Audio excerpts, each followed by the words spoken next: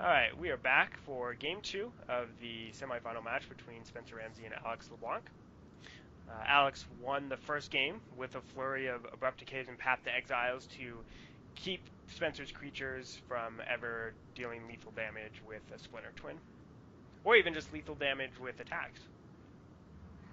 Yep, and sideboarding wise, if Alex is on the same deck as Jacob Wilson, looks like he's got a few good tools for this matchup. He already has some really good main deck cards. Abrupt decay and pass. Uh, well, I don't. Probably looking at additional thought seizes, maybe some slaughter packs from these type of decks. Yeah, I definitely like Slaughter Pact. Looks like Spencer sideboarded in Vidalcan Shackles, but that was taken out by a discard spell. And then he goes ahead and has a turn 2 Voice of Resurgence. So this is looking like a pretty good opener for Alex with a turn 1 Disruption spell followed up by turn 2 Voice of Resurgence, which is looking pretty good versus a pair of Lightning Bolts from Spencer. Spencer being a gentleman and just keeping his hand face up so his opponent doesn't have to write it down. I do that a lot when I'm playtesting. I don't do it in tournaments just because I find that even when people write your hand down, they often forget to cross off the cards you play. Yep. In terms of playtesting, I actually like going through the motions of doing specific things. Um, so, for example, writing cards down because it puts you in the habit of doing it. Sure. So that way you're, practicing crossing it off.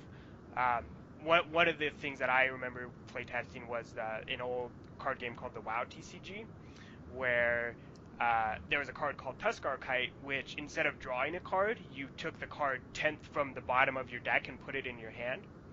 And when people were playtesting, they would just draw the card. But even when I was playtesting, I would always get the 10th card. So when I was in a tournament, I was used to doing that. And a lot of people would actually get in trouble from Tuskar Kite because they would try and draw the card, which obviously is not the card you should be putting in your hand. Yeah, definitely. There's a lot of the adage is you should practice like you play, so you don't make mistakes like that. So I think there's definitely benefits. All right, and Spencer had a turn 3 Blood Moon. Obviously drawn since Alex didn't see it with his discard spell. Did play it on the turn 3, and Alex did not have any follow-up because the only basic land he had was a plane, so unable to cast any of the multicolored cards in his deck. And Spencer goes ahead and uses one of the lightning bolts in his hand to pick off the Voice of Resurgence, leaving Alex with an elemental token, which is currently just a 1/1 since it is the lonely creature. Yep, and plays the bolt on his turn, so he doesn't trigger the Voice of Resurgence ability. So good heads up play there. Yep. Alex draws. Does find a second basic land for his natural draw, but it is a swamp. And I would imagine at this point he probably wants a forest rather than a swamp, since he can probably cast a lot of his creatures with green and white, and not with black and white. Yep, I think Blood Moon, the best card Spencer could have top decked there. It does seem like every time he has a Blood Moon in play, things are going very well for him. Yeah. And Alex does draw another land, but since it is a windswept heath, it is unfortunately another mountain to be added to the pile of mountains. He could be building his own set of Himalayas over there.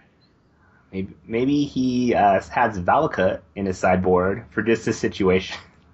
All right, Alex goes ahead and decides to concede, unable to cast any of his spells. So we're going to be back for Game 3 between Spencer and Alex in the semifinal match.